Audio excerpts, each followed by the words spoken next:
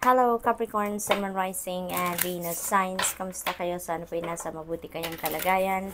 Welcome back po sa Star Tarot. Kung bago kayo rito, welcome din kayo. Thank you sa inyong support.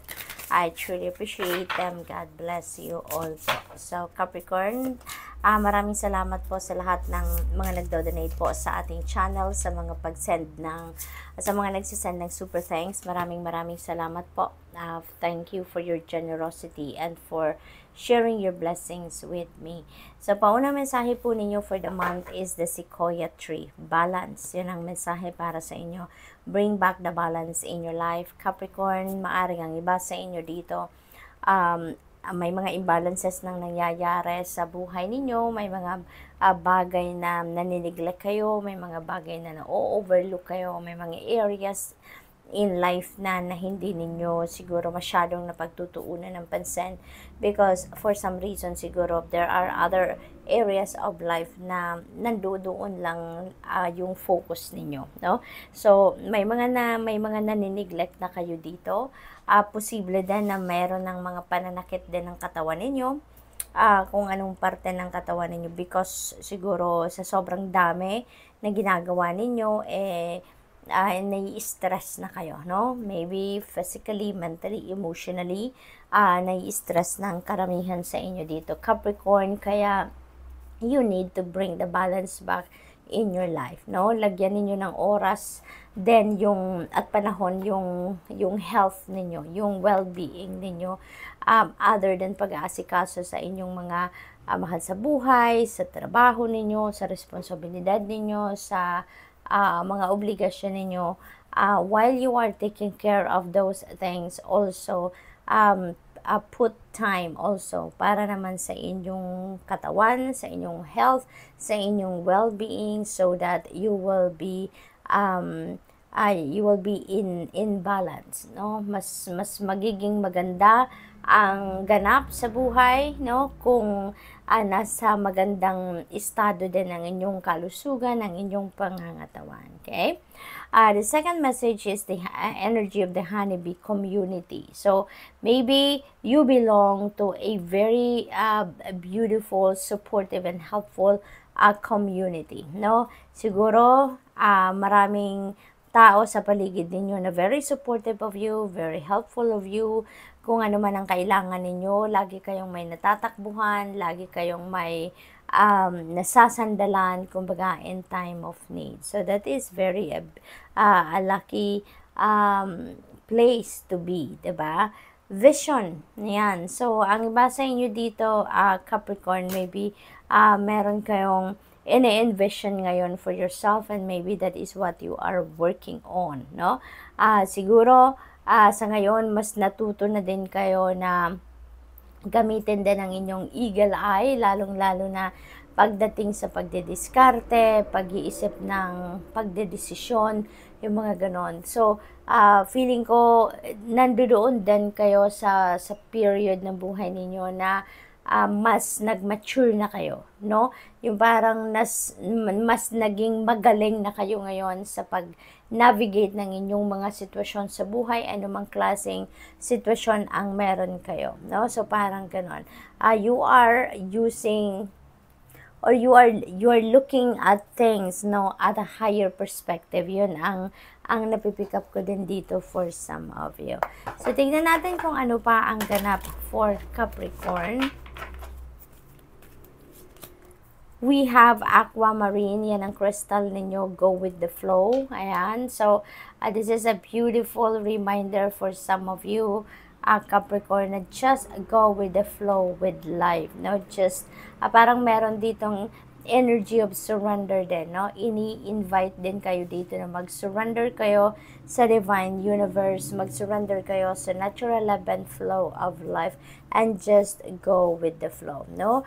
Wag nang kontrahin ang mga pagbabago na maaaring nangyayari sa buhay ninyo. May mga ganap sa buhay ninyo na hindi ninyo kontrolado, yung mga ganon. So wag na nating questionin pa, wag na nating alamin pa ang mga dahilan bakit gano'n, no?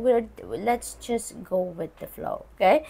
Kasi kapag ganito din naman, no, yung sumusunod na lang kayo sa agos ng buhay, you are listening and following what your intuition is telling you, mas makikita ninyo na mas magaan ang journey ninyo, mas magaan ang mga pangyayari, mga opportunities and possibilities kusang lumalapit sa inyo, yung mga ganon. With, kapag hindi tayo kumukontra, kapag hindi tayo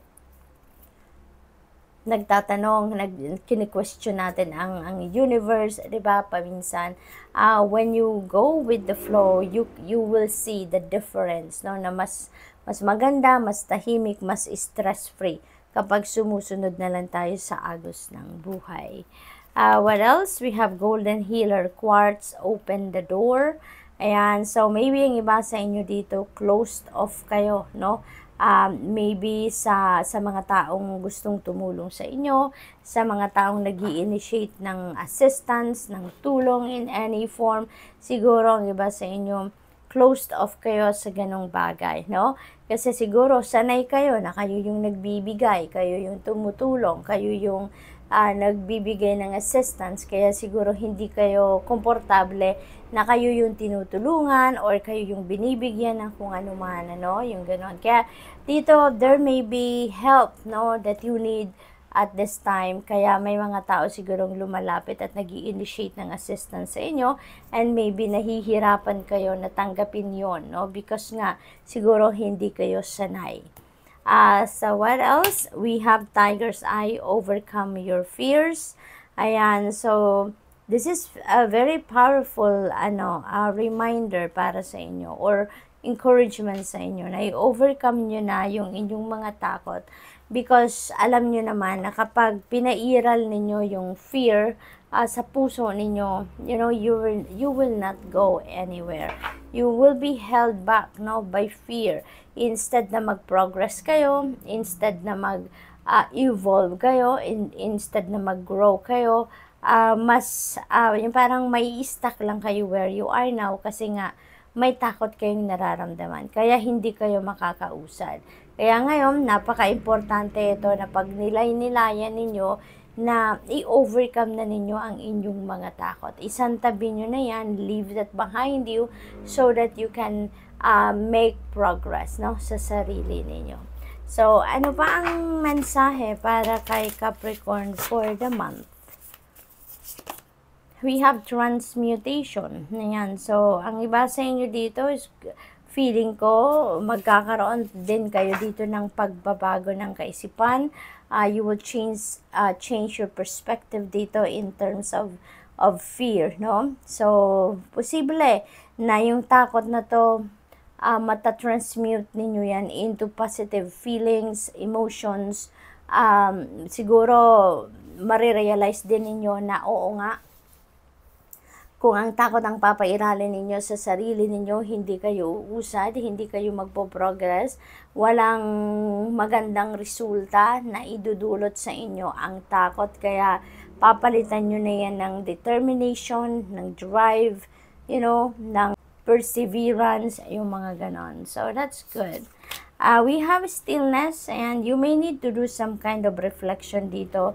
It feels like to me na napakahalaga na magkaroon kayo na reflection mode dito, so that mapagmuni-munihan ninyo, mapagnilay-nilayan ninyo, makapag-re-evaluate kayo ng mga nangyayari sa buhay ninyo, nang sa gayon maibalik ninyo yung buhay ninyo sa balanse, maibalik ninyo yung sarili ninyo sa balanse, yung focus ninyo, no, maibalik ninyo sa sarili ninyo.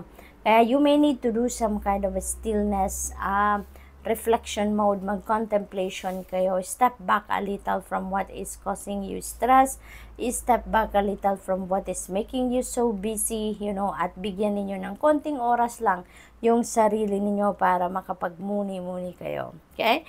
So, we also have number 33 dito. Number 33 is a master number, so I suggest po, please look up for the meaning of master number 33 for more guidance. We have renewal. Ayan. So, magkapatid lang si renewal at saka stillness.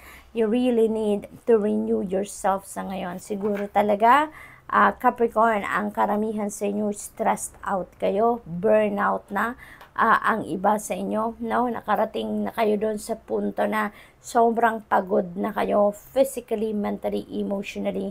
Kaya kailangan na ninyo na mag-renew ng sarili ninyo. So kailangan ninyo dito siguro na mag-meditate kayo para makapag-declutter talaga kayo ng isip, energy field at mga damdamin ninyo. Ma-dissect ninyo ang mga nararamdaman ninyo sa ngayon. Ano yung mga priorities ninyo, yung ganun ba? Yung maibalik ninyo yung sarili ninyo sa sentro, sa core ninyo, yung ganun. Yun ang pinakamahalagang gawan ni Capricorn so that makabalik kayo doon sa stress-free na sitwasyon. So, good luck Capricorn, and that's all I have for you for the month. Thank you for watching. Love and light. Namaste.